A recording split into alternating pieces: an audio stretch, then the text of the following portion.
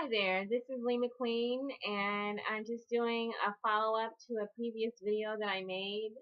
It was a message to the Congressional Black Caucus, and in it I expressed my concerns that members of the Congressional Black Caucus felt a sense of entitlement at needing to be superdelegates with the ability to nullify and disenfranchise people in their own districts by voting against them.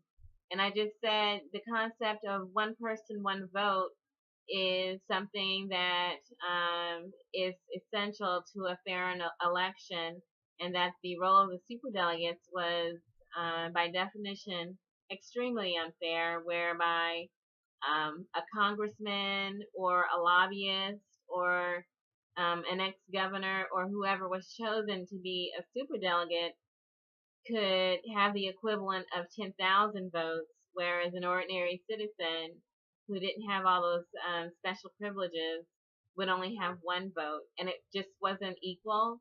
It was very discriminatory, and it creates a lot of ill will, especially this election season, where the superdelegates have gone out of their way to disenfranchise thousands of Bernie Sanders supporters by voting against their own districts to support Hillary Clinton. And in that video, I also mentioned that a lot of wrong, immoral behavior had occurred amongst some members of the Congressional Black Caucus.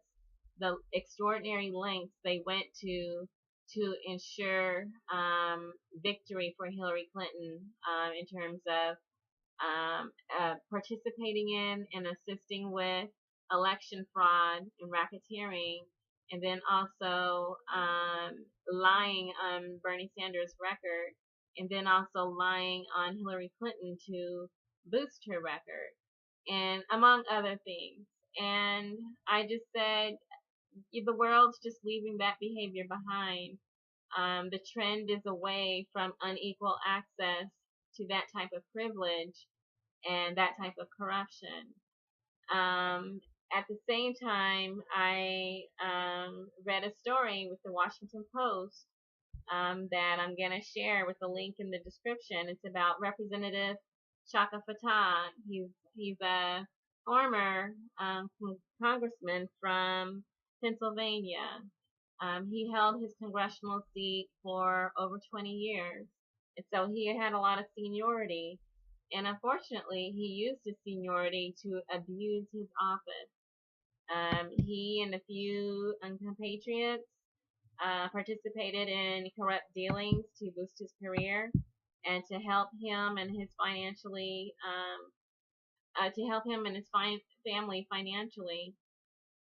And so it came to a head, and he was actually defeated for re-election finally after all these years. He lost his congressional seat, although he was still serving out his term. But as of recently, he decided to step down, and they're going to hold a special election to fill that. Unlikely with the congressman who defeated him in the April primary. So it turns out that how they were able to get Chaka Fattah, there were people that he dealt with who turned on him. They had participated in these corrupt dealings, and then they turned state's evidence against him, and so he was indicted. And the charges are racketeering type charges, corruption, that kind of similar types of crimes. And it basically was abuse of his office and then concealment of evidence. And so the people who participated in that with him cut plea deals to lessen their sentence. And so they threw Chaka Fattah under the bus. And so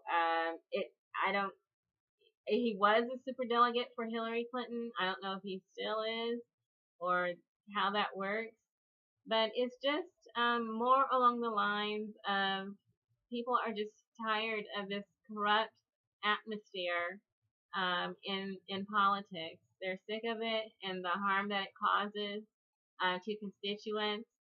Chaka Fattah, he embezzled charity funds. He embezzled, he took money out of charitable contributions in order to pay back loans for his bid for mayor, and that's what kind of tipped people off.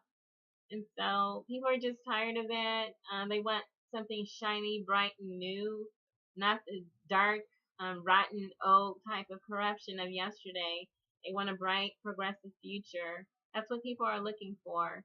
And I just hope the rest of the Congressional Black Caucus is watching and clearly understanding that this is what the trend is with the electorate. The electorate is moving towards Bernie Sanders as a standard bearer and as a longtime member of Congress and the Senate and a longtime public servant of who they want to be and the type of public servant they want to see.